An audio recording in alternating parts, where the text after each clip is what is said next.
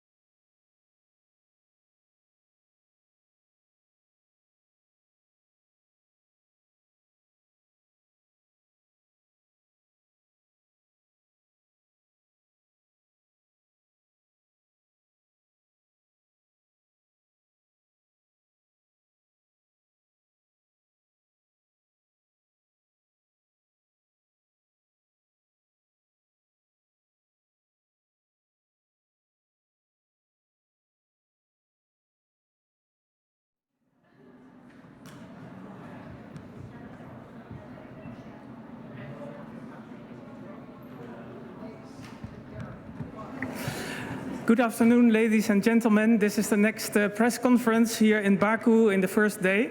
I will tell some exciting stories about the FAO SOFA 2024 report, which was released last Friday, and about an analysis I made about the COP29 food climate declaration signed last year by 160 countries.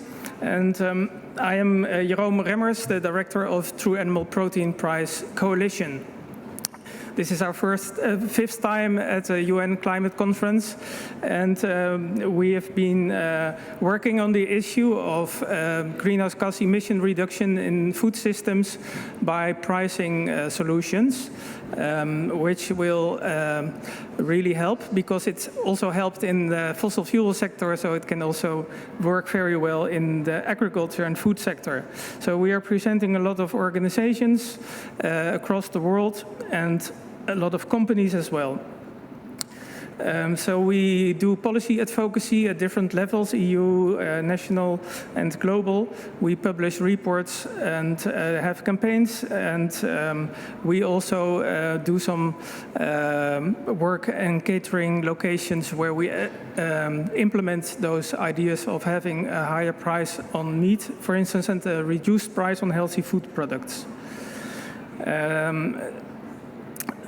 We achieved some successes. For instance, in 2021, the EU Parliament supported our proposal for increasing the VAT rates on different food products with negative impacts on health or climate, and reducing the VAT rate to 0% on vegetables and fruits.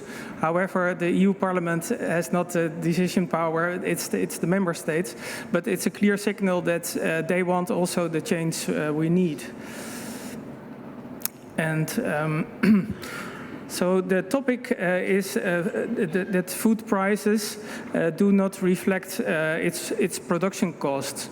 So there are huge amounts of money which are not paid when you go buy food and in the supermarket, but others have to pay the cost, the damage cost. So it could be environmental costs, for instance, for greenhouse gas emissions.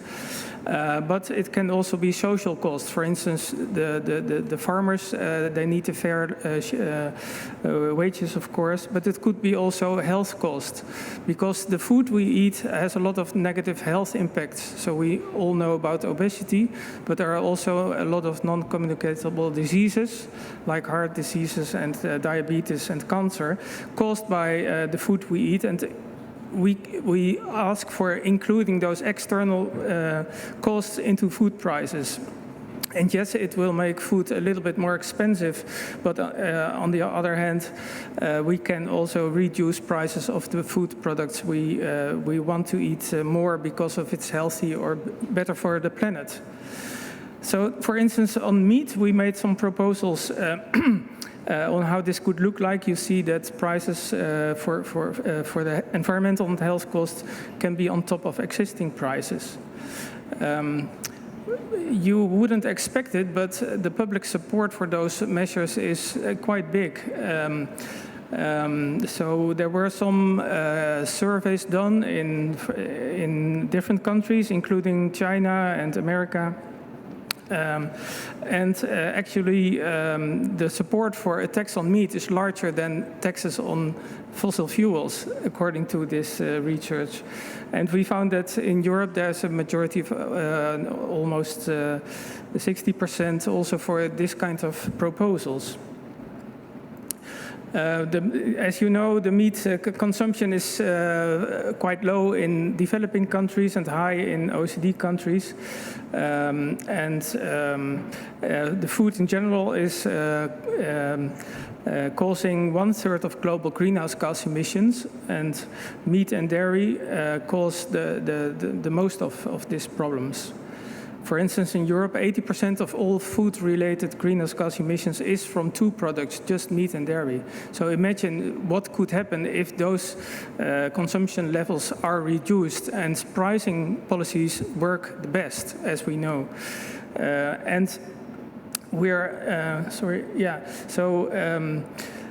So what could happen? So 2 weeks ago, there was this biodiversity summit in Cali, in Colombia, and there all countries signed for a new biodiversity fund, which would be funded by payments from big pharmaceutical companies, and 0.1% of their revenue will go into that fund. But what could happen if the same would be applied on the meat sector, and a percentage of their revenue will be used for it?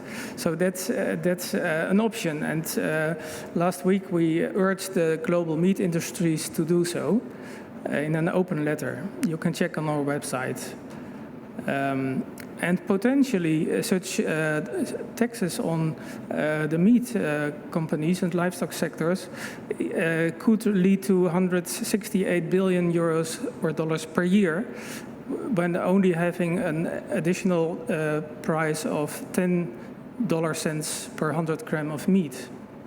And this can contribute, of course, to the climate finance and loss and damage fund. We are looking for a lot of money during this conference. But now we go to talk about the SOFA report last Friday. It's about, on the same topic, hidden food costs, and it was accepted by all UN countries as the new report. It's a groundbreaking report. It's historic, because they say that countries should start meat taxes. So it's not vegetarians who call for it, but this is the FAO. And last year they also said it in their the report published during the COP. But now it's really clear, and it's written there that it should be a mix of all policies, but for instance, the VAT rates on meat and dairy could go up, and the rates on vegetables and fruits can go down.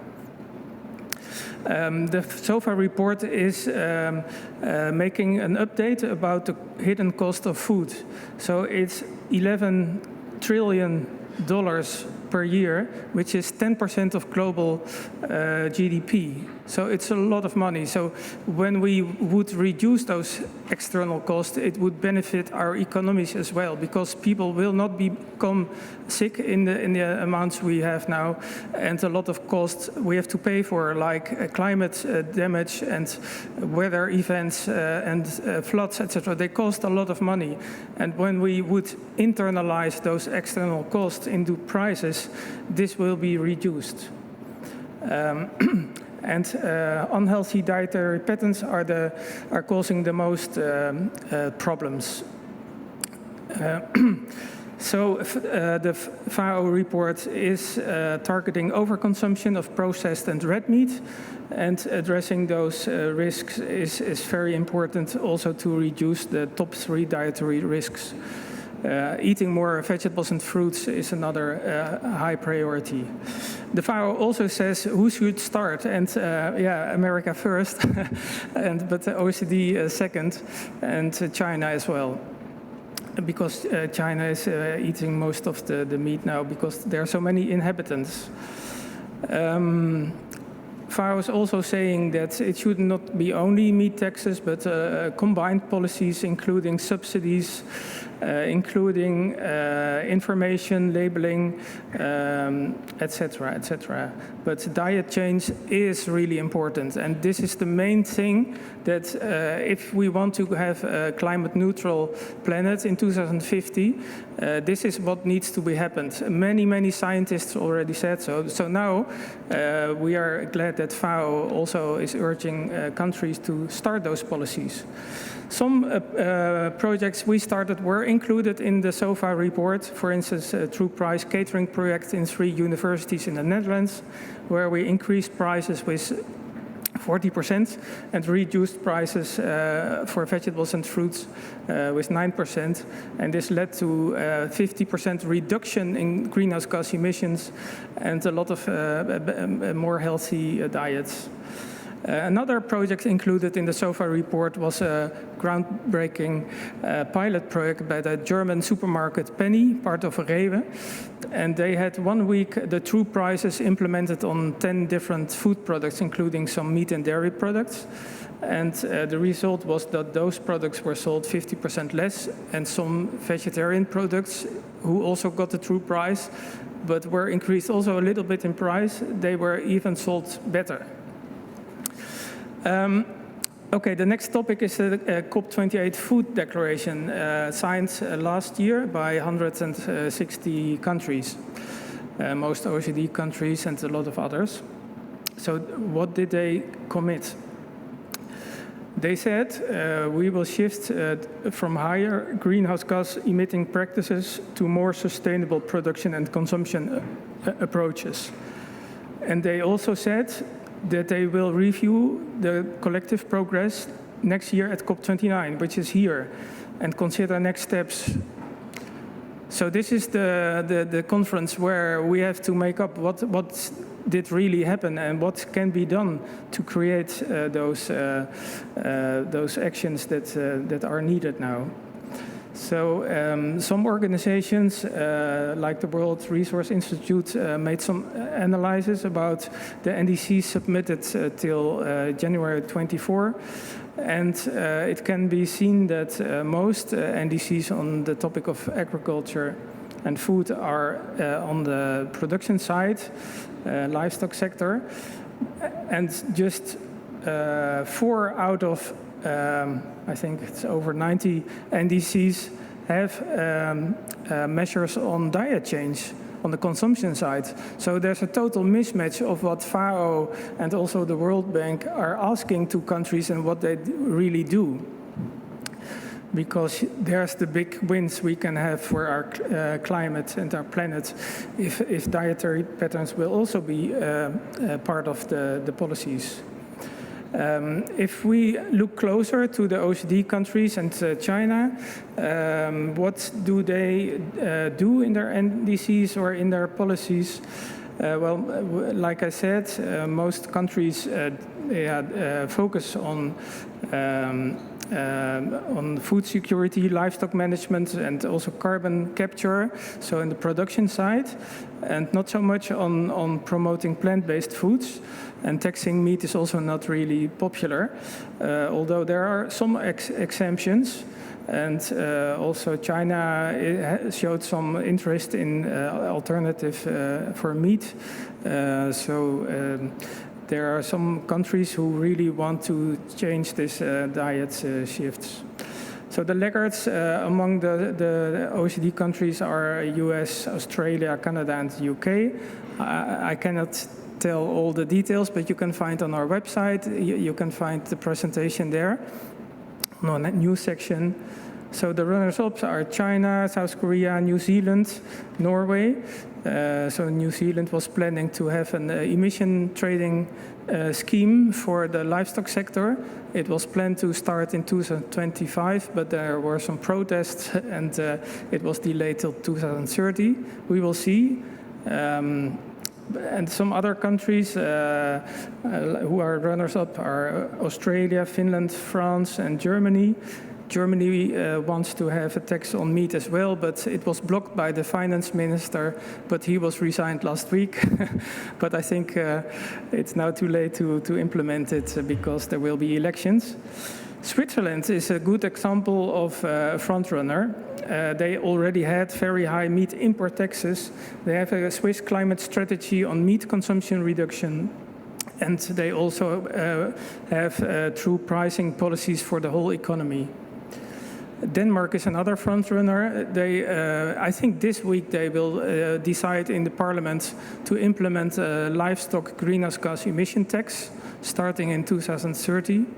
And this will be like 100 euro per cow, but it's quite some money the farmers will have to pay for it.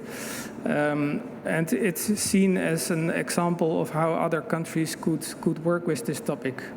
Another hopeful sign is the EU Commission, who started a lot of impact studies on a potential new emission trading scheme for agriculture and food. The most preferred option is that slaughterhouses and dairy factories would be included in the new ETS. And so it's a cap and trade system, so the emissions from those sectors will have to be reduced every year with maybe 4%. And this will make sure that their impact is reduced on time. The strategic dialogue on the future of agriculture was another hopeful sign that all stakeholders in the food sector in Europe gathered last year, and they made recommendations for a change. And it's a big change, also in terms of diet change and also pricing of food and true pricing. So in summary, the FAO and also the World Bank published recently reports urging the high-income countries, but also the middle-income countries, to start policies on diet shifts away from meat and to tax meat and dairy. So the World Bank had this report published in May. It's called Recipe for a Livable Planet. So the world needs to transition away from animal protein overconsumption. So last year, the COP28 conference had an item on transitioning away from fossil fuels. But now the time is here that we also say we should transition away from animal protein overconsumption, and especially in those countries where this consumption is overconsumption. Rich countries should lead the way towards harmonized greenhouse gas emission pricing. Tax revenues can be used for climate finance, and there's a lot of action needed. Tomorrow, my colleague, William Branten, will present in the press conference a declaration on greenhouse gas emission pricing in agriculture food systems. This is the text. I hope you can be here tomorrow to see which countries and which organizations signed this. Here you have the QR code if you are interested to read it. It's all on our website as well, tappcoalition.eu. And we have another press conference 21st of November about the details of the EU policies or the proposals now studied and the Danish tax proposal. So you're welcome to see that as well. So maybe you have some questions now.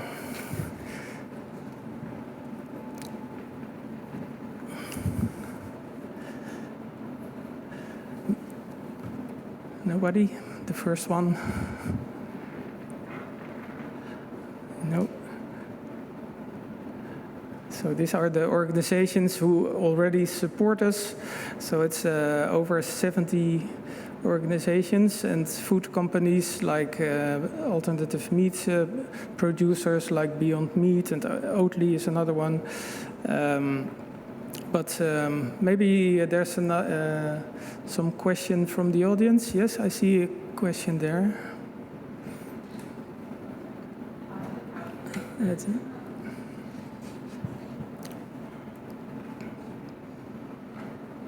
Sorry, hi. Hi. So what kind of considerations go into calculating the true cost of meat and dairy products? How we calculated it? Yeah. Yeah, okay. Thank you for the question. We asked a consultancy organization, CE Delft in the Netherlands, to do the calculations, but there are other companies as well, like True Price in Amsterdam, who make those calculations. And it's based on the environmental impacts. Climate change is included, nitrogen emissions, particulate matter emissions, biodiversity loss. And when you monetize those costs per kilogram beef, pork and chicken, then you will find that for beef, for instance, we have to pay €6 per kilogram extra, and for pork it would be like 4.5 kilogram per kilo extra, and for chicken it will be €2 per kilogram.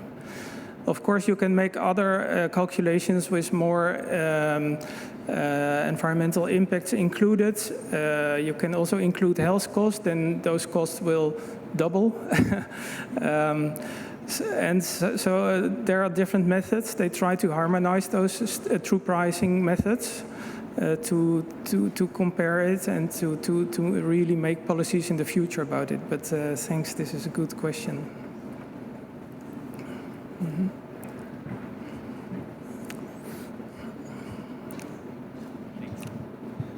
Thank you for your presentation. And I just wanted to ask you, is there anything you're doing to particularly target factory farmed animals versus kind of more sustainable livestock operations? Mm-hmm. Yes. So what I have not told is that our proposal on taxation of meat, for instance, is that we use the tax revenues to recycle it and give a big part of it back to the farmers, but for the sustainable farmers and for animal welfare standards which are really high, so that in this way an additional positive impact would happen. Because the first impact of a meat tax is that people eat less meat, and that this has an incredible impact already. It's like 3% of all greenhouse gas emissions will be reduced in rich countries if we would tax meat, which is similar to all aviation and some other sectors. But when you use the tax revenues to pay farmers to reduce emissions, then this will even double those numbers. And we want, of course, to subsidize like organic farmers or other farmers who have high standards on environment and animal welfare. Yeah. And we also want to give some of the revenues of those taxes to consumers to reduce prices of healthy foods like vegetables, fruits, and plant-based meat.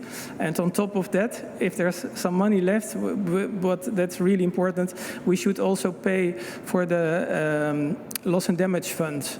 Because when we eat meat and dairy, this is causing like 20% of all greenhouse gas emissions. So it's damaging a lot of things in the world. Climate change is caused for 20% by meat and dairy. So the producers of meat and dairy should pay for the damage they cause. That's normal. When I damage the window of my neighbor, I have to repair this damage. But meat and dairy processors also have to repair the damage they cause on others and in the future. So thank you for the question. Sorry? Okay. So there's time for 1 or 2 questions left. Yes, I see one question.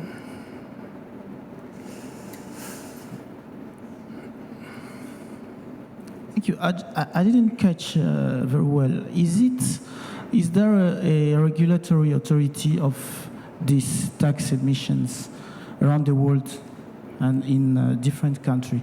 Mm-hmm. Thank you. Not yet. There's not a regular scheme for taxing. It could be the emission trading schemes because this already exists in many countries in the world. So there's an organization called Carbon Pricing Leadership Coalition. On their website you see which countries already apply carbon pricing, but this is for the energy sector. And we hope that the same methods will be applied for the agriculture and food sector, that it could be included in those instruments. Why do we say this emission trading schemes? Because it already exists in Europe, for instance. In 2027, all sectors will be included in an emission trading scheme except of agriculture and food. So the next step would be in 2030 to also include agriculture and food in emission trading schemes. It could be a standalone system. But the alternative is a tax on meat or a tax on livestock emissions like Denmark is doing. So there are different options how to do it. But it would be really good, because there's no single country who's doing it now, that we think ahead of what could be best, and not that every country is doing its own thing and then we have problems in the borders that it's not aligned with each other. So I think it would be good for OECD to think of one system that could work in all countries. Thank you. Maybe last question? No? Otherwise, I hope you will come to the press conference tomorrow. I think it's at 5 in the same place, 21st of November. It's also in the same place in the morning, I think 9:30. And we have some side events as well, Friday at 3. So if you're interested, be welcome to visit us. And if you want to connect with me, you have questions, I will be outside here for the next half hour or so I can answer your questions. And if you want to be a partner of us, that's also an option, of course. But thank you very much for your time, and hope you have a great COP conference.